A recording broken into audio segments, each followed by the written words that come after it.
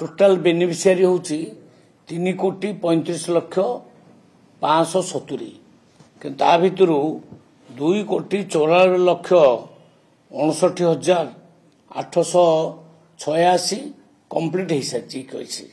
बर्तमान बाहर राज्य इक्वेसी 1,30,026 जनकर बाहर राज्यर जो मैंने काम करिया लोक तांकर भी इक्वेसी सरलानी।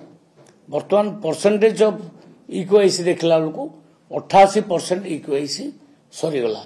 तो बर्तमान पेंडिंग अच्छी 40,40,684 जन किंतु बर्तमान समय रहा आउ मात्र 3 दिन बा 4 दिन।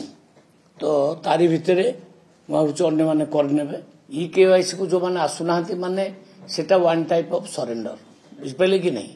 आम तो कहूँ एक्शन नबू ना मुझे एक्शन नहीं आप सरेंडर कर दिंतु।